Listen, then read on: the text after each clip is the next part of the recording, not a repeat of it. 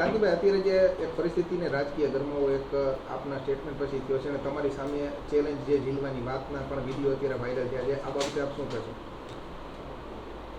પહેલાં તો હું રાજકારણમાં લગભગ 1982માં આવ્યો અને મારો સ્વભાવ છે સેવાકીય પ્રવૃત્તિમાં ચેલેન્જ ઝીલવાનો, કામ કરવાનો, અમુક વ્યક્તિ સામે ચેલેન્જ ઝીલવાનો. છેલ્લા 3-4 દિવસ જે મોરબીની પોઝિશન છે એમાં વરસાદના હિસાબે નુકસાની હતી, એમાં હું સોમ મંગળ ગાંધીનગર હતો. ત્યારે અહીંયા જે જરૂરિયાત હતી મોરબીની પ્રજા પાસે હું પહેલાં ક્ષમા માગું છું કે જે ખાડા છે, પાણી છે, ગટર ઉભરાય એના કામ તાત્કાલિક ચાલુ કરી દીધું. પણ અહીંયા જોતો હતો હું ગાંધીનગરમાં અહીંયા વિડીયોમાં કે જે આમ આદમી પાર્ટીના કાર્યકર્તા ગમે ત્યાં મોરબીની પ્રજાને ઉશ્કેરવાનું, અહીંયાની ગુજરાતમાં ઉશ્કેરવાનો ધંધો કરે. એક વિસાવદરની સીટ આવી, એમાં તો ગોપાલભાઈ અહીંયા આવશે ને ગોપાલભાઈ આમ છે ને ગોપાલભાઈ વારી થશે. એટલે એનો વિડીયો જોયા પછી મને એમ થયું કે છેલ્લા 2 વર્ષથી હું જોઉં છું ભાઈ શ્રી ગોપાલભાઈ, પહેલાં તમે બોલ્યા હીરાબા વખતે, હીરાબાનું બોલ્યા, એ તો કોઈ દી રાજકારણમાં નથી, સ્ટેટમેન્ટ નથી. નરેન્દ્રભાઈનું બોલો, અમિતભાઈનું બોલો, તમામ નેતાનું બોલો, અને તમે એમ કહો કે કાંતિભાઈએ સ્ટેટમેન્ટ આપ્યું એટલે પેટમાં તેલ રેડાય છે. પેટમાં તેલ નથી રેડાતું. મેં સાચી વાત કરી છે.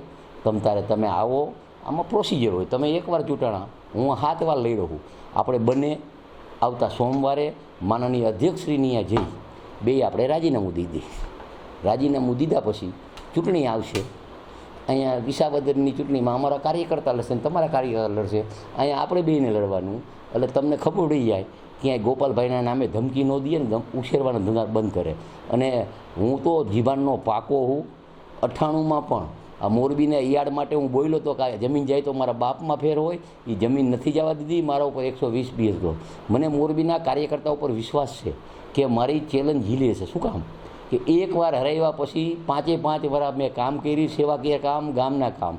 એટલે મને વિશ્વાસ છે તમે અહીંયા આવો, તમારા આમ આદમીના તમામ ભારતના નેતા આવે અને અહીંયા મોરબીના મારા ભારતીય જનતા પાર્ટીના કાર્યકર્તા, મતદારોનો વેપારી, અને આપણે બેને ચૂંટણી લડવાની છે.